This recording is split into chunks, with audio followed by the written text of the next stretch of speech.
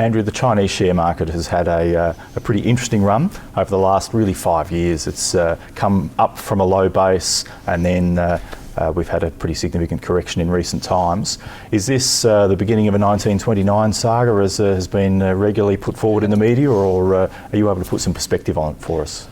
I think you need to just sort of step back a bit and see where this run up in the market began. If you go back 18 months ago, the market was down 65% over the previous 7 or so years, which really makes it one of the great bear markets of history. There are not many bear markets that were going down that far for that length of time.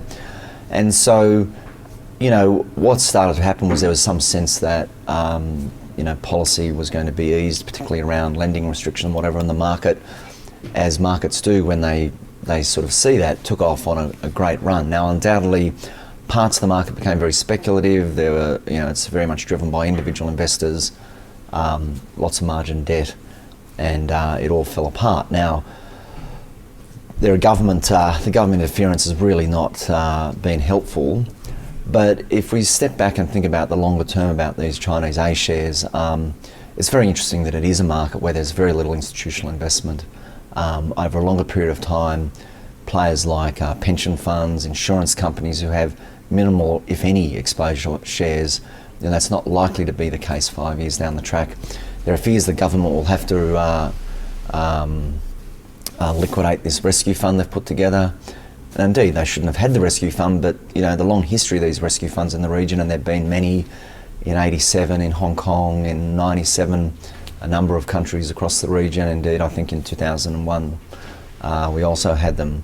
And governments have very strong staying power. I mean, of the order of $40 or $50 billion of stock bought, perhaps it sounds like a big number, but in the context of the Chinese government, it's not really. It's a very large economy. So, we think as investors, I think people get too excited about these day-to-day moves. For us, we've got some great companies, some of them listed in the A-share market in China.